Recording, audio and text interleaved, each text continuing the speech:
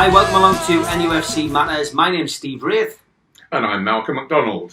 Malcolm, 2 games since we last did a podcast. Absolutely fantastic. 2 home wins, 2 clean sheets, and we're further up the table now than we've been for a long, long time, sitting in 13th place when we finished on Tuesday night. So it's been great. Let's look at Huddersfield first. Yeah, because arguably you could look on both of those games as 6-pointers. Yeah, 100%. So it's not just the 3 points gained, but it's what the other sides are losing as well. 100%. So important. Look at Huddersfield first. It was a comprehensive performance. I think Huddersfield come to St James's Park. They were bottom of the league, but sometimes that's not the easiest game to take on in front of 52,000 people. As we recall Fulham earlier in the season, which was absolutely shocking. And I really was quite concerned and worried that it might be a repeat performance of that, but it wasn't. It was anything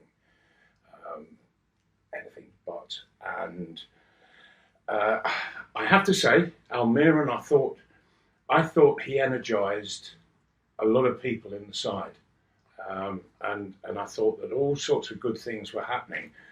I was disappointed to read in the next day that the sort of newspapers were saying, well, it was because of the sending off and Huddersfield going down to 10 men, that Newcastle then starting to get on top. I thought they were well on top. It was just a question of when they were going to score.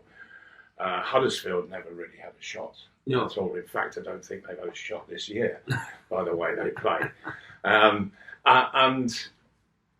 so I was really pleased with the way that Newcastle got themselves forward. They were looking to probe, and Huddersfield are very organised at the back. Yeah. Very organised. Yeah. It's just up front that they struggle. And on the sending off, there was a bit of argument as to whether it was a good decision or not. I thought it was. I thought, personally, that the Huddersfield player targeted Almiron. I think his pace is frightening the sides, and I think that they looked to crock him. And it was a purposeful act, and the referee saw it, realised what it was, and got the decision absolutely right. Almiron's going to frighten a lot of sides with his pace. It's the most frightening strength that a forward can have for defenders. And from there, I just get the feeling that Newcastle now, they're playing with a greater purpose. Almiron with Rondon. Perez is looking a bit of a player all of a sudden. That he's reading into all of this and he's looking to play off Rondon with a lot more purpose than he ever has been. Midfield players are wanting to get it forward and get in contact with the forwards a lot more than they have been in the past. And I think that the whole performance against Huddersfield, it was so positive. And when you think that Newcastle, they not just scored 2 goals, but I think they hit the woodwork. Was it 5 times? Yeah, 5 times, yeah. Wasn't it? 5 times.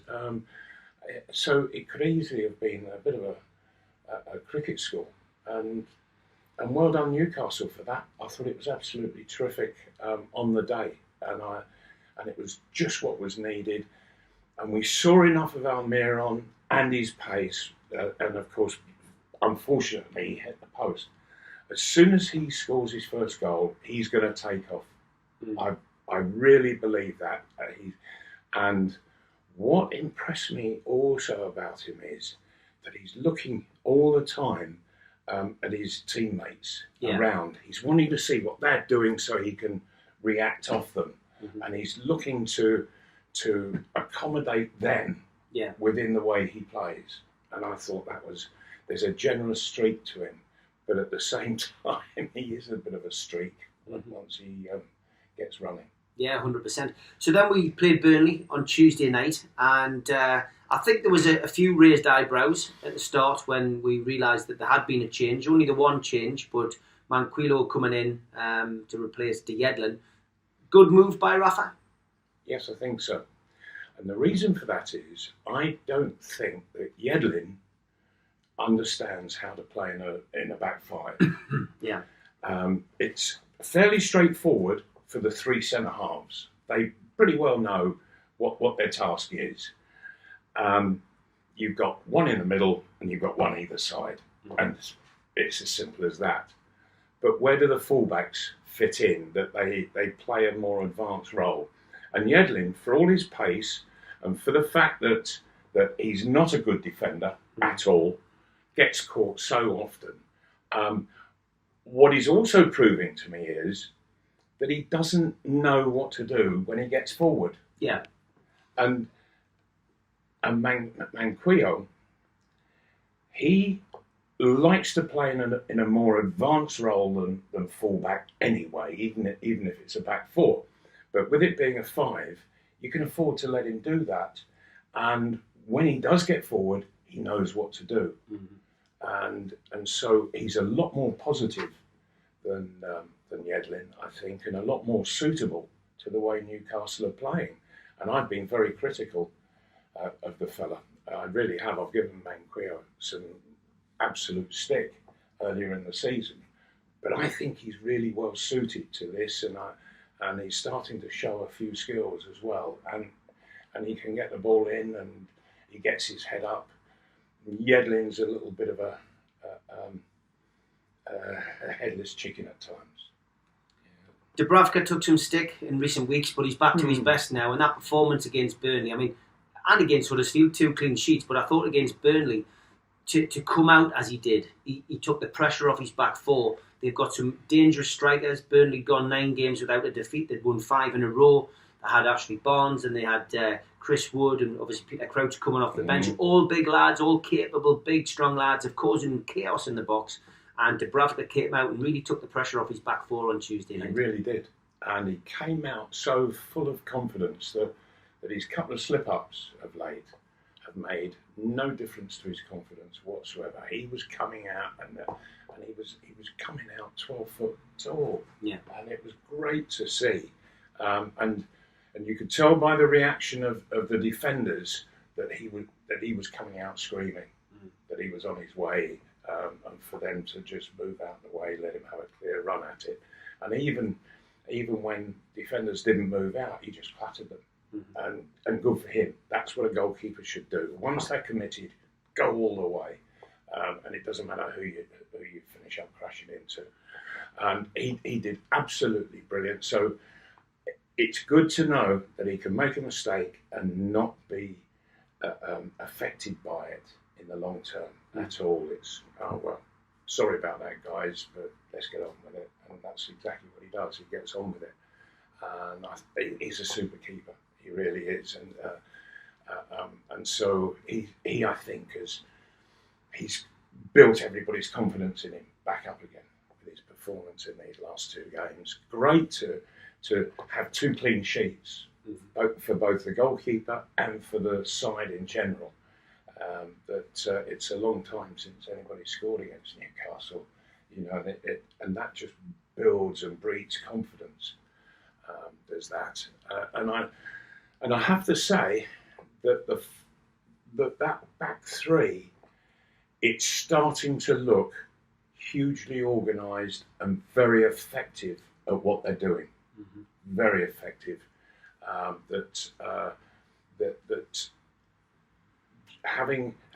Playing in the way that they do, with Lejeune on one side, Fernandes on the other, I think is the perfect way of doing it. Leave the captain in the middle to sort it there, but the other two, and of course they will get forward. And I have to say, what a cracking goal that was. Sorry, I said Fernandes, didn't I? No, I Shah. meant Shah. Yeah. I meant Shah. I beg your pardon. And what it was a super strike. And normally or as a manager, I would berate a goalkeeper if he got beat on his near post. Mm-hmm. Understand it getting beat on your far post, but on your near post, that particular area, you just don't let it go in there. Mm-hmm. But the strike from Shah, my word, it was moving, and I think just at the crucial moment, as it sort of suddenly veered away from the goalkeeper, went in off the post, and fabulous strike, absolutely, and only that morning I'd been reading that Heaton was becoming the preferred goalkeeper for the national side. Well, I'm not so sure after that one. You mentioned Fernandez. Fernandez and Shelvey, couldn't even make the squad, and I think that shows you now amazingly the strength and depth we seem to have with everybody on, everybody on duty, nobody on the missing list, and obviously a couple of acquisitions in the transfer window. But we suddenly have this squad, which at the moment is very, very strong and looks as if it could really have a good flourish towards the end of the season. Can you see Shelvey, Fernandez getting back in if before the end of the season, or if this team plays as well as it has been over the last 6 or 7 games? Can you see this being the team that Rafa goes with more or less till the end of the season? Yes. Yeah. Shelvey, I'm not so sure that Rafa is a Shelvey fan. Yeah. I'm not so sure, and the reason why I say that is that time and again I was watching Shelvey, and he would go back in amongst the centre halves. And he'd say, "Oh, give me the ball here." But the centre halves can do it. They are perfectly capable of coming out with the ball so that midfield players can get pushed up. Shelvey was dropping so deep. Diame didn't know what to do, and because to keep in contact with the other central midfielder, he was having to go all the way back and was just in front of the centre halves to try to keep in contact. And once Shelvey and Diame had the ball, the forwards are like 60 yards up the other end. Yeah. And you can't play from there. What Matt Ritchie didn't know where to go. Didn't have a clue. And you could see them all saying, "Come on, get pushed up." And it was just creating this huge void in the middle of the park, so that there was a forward line, there was a huge back line, but there was nothing in the middle at all. And so playing the games pretty much stopped as far as Newcastle was concerned. And the main culprit was Shelvey, without any shadow of a doubt. When Shelvey went out, Diame suddenly flourished, looked a much better player. So you could see that he was being detrimentally affected by Shelvey. And in all honesty, I wouldn't want to see Shelvey get back in the side. I know that might sound a bit harsh on him. Yeah. He is a good player, but the way Newcastle are playing now, they're playing on the front foot. Yeah. Not on the back foot, where Shelvey, he wants to live on his back foot, and not good enough. He wants to get amongst the centre halves. What we want to see him is getting into the opposing box. Yeah. But he just hasn't been doing it enough at all this last season. And so, come the summer, it wouldn't surprise me if Rafa would have let him go. I think I found Sean Longstaff's weakness. Go on. I saw it on Saturday against Huddersfield. Oh, I missed it. He cannot get on the end of his own crosses. Oh. He's doing remarkably well. I mean, for a young lad coming into the Fantastic. team, we said it before. He's talking a good game, but he's playing a good game, and he got his first goal. What would that have felt like for him? Get his first goal in front of the Leazer's end. You would be amazed at the weight that just lifts off your shoulders. Yeah. And that's what Almira needs. Yeah. And we've seen it with Rondon this season, and we saw it with a young lad, I was absolutely delighted with him. Not only does he appear to be a great enthusiast, and you can see him, he goes on the pitch and he's bubbling, and he's in contact all the time, and all of his teammates, they love him. Yeah. You can see by their reaction, and Longstaff is making the team smile. Yeah. And that's a good way to go about your game, with a big smile on your face. That means that you're enjoying it, and if you're enjoying it, you're doing really well. And he's putting that smile on everybody's face. I haven't seen him yet do anything complicated. Yeah. And I don't want to see him do it, because just by being so simple in the way he goes about the game, it is so effective, and that simpleness, that simplicity, it absolutely destroys sides. Of course it does, yeah. It really does. And both Huddersfield and Burnley are incredibly organised in just about every way. They didn't know what to do and how to play against him. Yeah. And yet he wasn't dropping back like Shelby was doing into the back four. He was prepared to keep pushing, but he would just find that little bit of space, get the ball, move it on. And I played with a guy called Alan Ball, who was a World Cup winner in '66, and I played with him at Arsenal and for England. And he used to say that when he got the ball, he would move it on with his first touch, and if it doesn't come with my first touch, it will definitely come to you with my second touch, because I've never had a third touch in my life. And Longstaff is a bit like that. Yeah. He doesn't need to have that third touch, because his head's up, he's looking around, he can see everything that's going on all of the time, and he's got a super ability of controlling the ball, and so he can control it, still be looking around, and then he can just knock it with his second touch, and doesn't need that third touch. No. And it's always effective. It's always taking the ball into space to give somebody a chance of a run down the flank or wherever, or he's looking to slot it through for a forward to get turned on his defender and maybe get a shot in. And he gets forward into the box. When he actually scored against Burnley, he was 7 yards out. Yeah. You know, Shelby, he didn't get within 7 yards of the penalty area. Never mind the 6 yard box. Let's finish off this podcast with a prediction to this weekend's game. West Ham United away. Mixed bag down there. We've had some good days and we've had some bad days, but how do you see that going? Through the week, West Ham, they did ever so well to keep Man City down to just one goal, albeit West Ham couldn't score, so they lost 1-0. But it was a penalty that was scored against them that they actually stopped Man City from scoring an open play. That's a feat in itself.